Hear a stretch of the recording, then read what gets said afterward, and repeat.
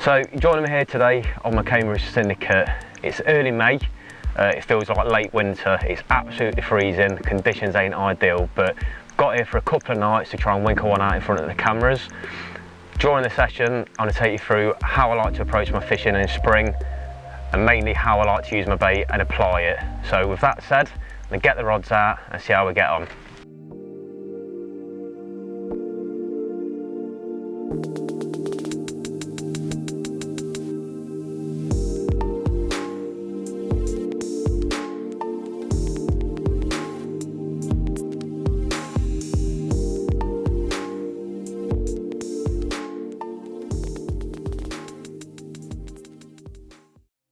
So, as already mentioned, I'm down here at my Cambridge syndicate. I've got a couple of nights. It's absolutely freezing. There's a northerly wind, temperatures are plummeted, it's less than double figures now, and it's just not favourable at all. While I'm here, sat on the bank now, the rods are out, I'm going to go through a little bit about how I like to approach things in the spring.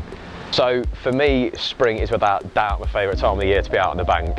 During April, May and into early June, I try and get out as much as possible and maximise my angling. The main reason is the fish are waking up, they're getting active, the daylight hours are increasing by the day, the fish know about it, and they're definitely getting on the feed. And what's best, the fish are in peak condition at the top weights and looking mint. My approach during spring is similar to most times of year, although I don't like to use as much bait. But the one thing, at any other time of year, you want to be on the fish. If you ain't on the fish, you ain't going to catch them. You can have the best bait in the world, the best rig. If you ain't got it in front of a fish, you ain't going to catch one. Even more imperative in the spring is finding them. Now, because they're getting active, they start showing a little bit more, and it means those telltale signs of finding fish, they're easier to spot. So for that reason, I try and stay on my toes. I try and observe the water at all times just to try and spot something.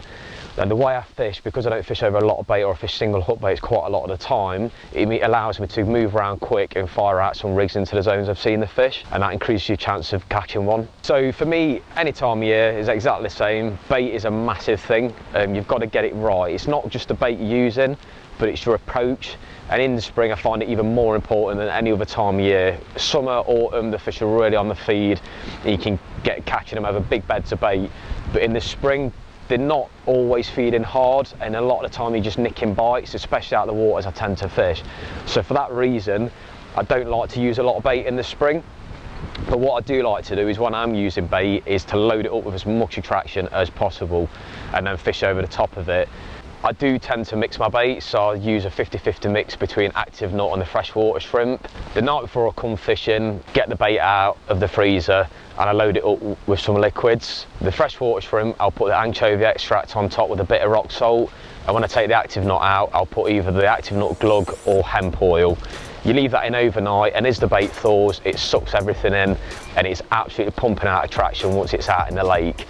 So rather than fish over kilos of bait, I'll just fire out or stick out 50 or 60 baits in the general area of where I'm fishing. And in the area I fish, I still like to spot fish in spring if I can.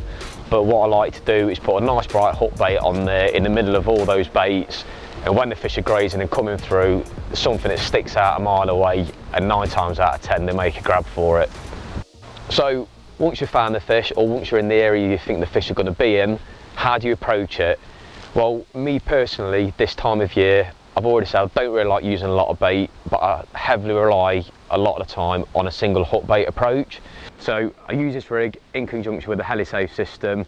Now, the waters I fish, you're not getting loads of bites anyway, so I don't mind losing the leads. But the main thing I want to lose the lead is because of the weed growth. Once the weed does start coming up, even in early spring, you can get big banks of it. And the last thing you want to do once you've hooked one, especially on the waters I tend to fish, I don't want the fish burying themselves in weed and you're losing the fish. So dropping the lead, you get the fish up in the water, out of harm's way, and playing back to the bank safely. My single hook bait fishing, a lot of the time, I don't fish straight out of the bag. I want something that's going to stand out, that's boosted, and the fish can see. So for that reason, I like to use various glugs, dips, added a little bit of rock salt in my hook baits, but also I like them bright. White being a complete favourite of mine. I've caught so many fish in the past springs just on single white hook baits that are boosted with attraction.